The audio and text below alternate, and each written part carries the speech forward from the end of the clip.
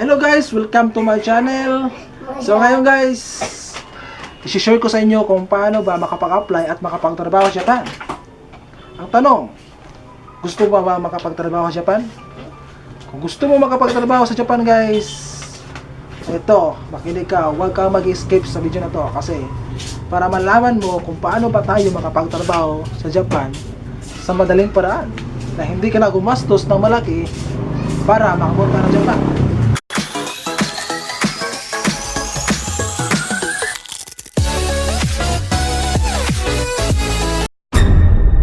So ito guys, una bago ko i-share po sa inyo yung kung paano ba tayo makapag-aral ng libre sa Japanese at makapagtrabaho sa Japan ay makapunta sa Japan, huwag ka muna mag-escape kasi i-share ko yan mamaya. So ito guys, bago tayo makapagtrabaho sa Japan at makapag-apply para sa Japan, kailangan muna natin mag-aral ng kanilang lengguwahe o tinatawag sa Japanese na Nihongo. So yun guys, kailangan muna natin mapag-aaralan yung kanilang mga salita kasi hindi naman pwede na sila yung mag-adjust sa atin, kundi tayo yung mag-adjust. So ayan guys, hindi ka.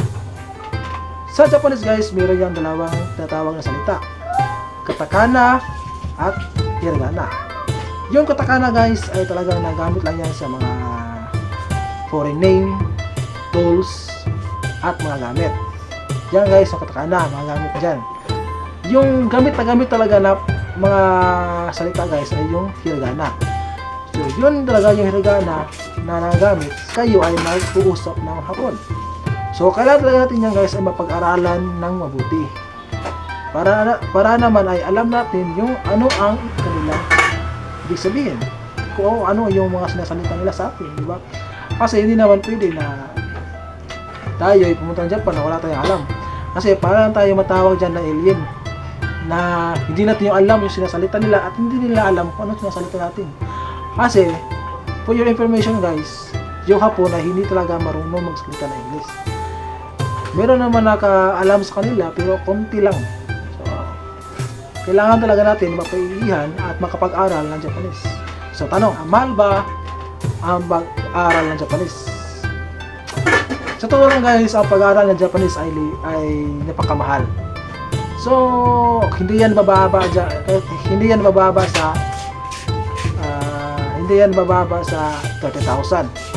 Hindi yan bababa sa 20,000.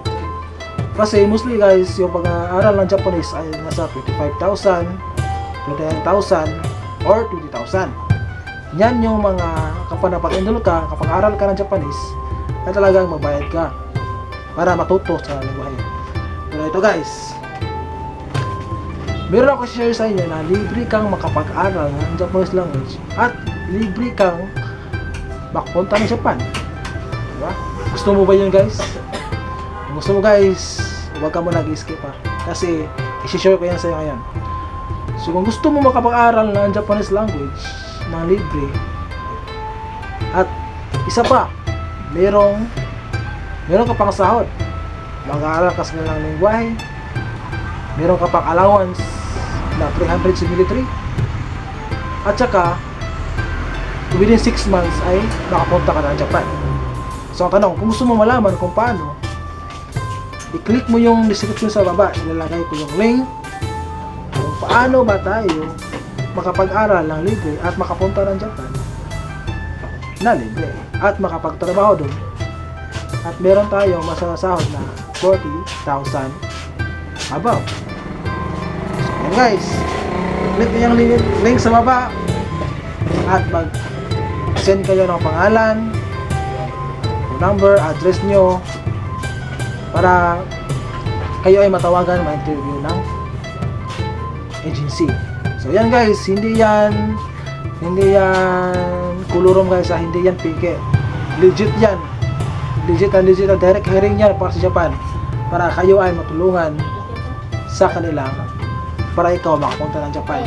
So libre yan guys. Kung ayaw mo maniwala, inquire mo sa kanilang agency. Meron silang Facebook page. Diyan, i-click nyo lang yan guys. I-inquire kayo. Tumingin kayo sa reviews, yung mga nag-message dyan, yung kailangan mga post para kayo malaman nyo kung ito sinasabi ko sa inyo na totoo ba na makapag-aral ka ng Nihongo makapunta ka ng Japan na libre at makapagtrabaho ka dun. So yan guys, kung gusto mo malaman guys, i-click nyo lang yan sa baba, sa description below, para malaman nyo kung paano ba tayo makapakaw ng libre. So yun guys, so I hope guys na itong video na to guys ay matulungan ko kayo makapagtrabaho sa Japan at makapag-aral libre. Kasi ngayon guys, i-share ko sa inyo, di man na kayo yung trabaho sa Japan. So kung gusto mo makapunta ng Japan, huwag na kayo magatubili na mag-apply.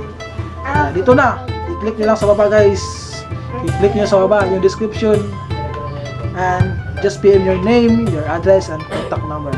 So yan guys, I hope na nagustuhan nyo itong video na to. I hope sana ay nakatulong ako sa inyo kung paano ba tayo makapunta ng Japan. So hello guys, so yun guys, sana guys ay bago kayo mag-exit sa video na to ay i-click nyo muna yung like button, subscribe button, para kayo guys ay ma-update ko kayo sa susunod na aking vlog. So yun guys, thank you for watching and God bless. Bye bye.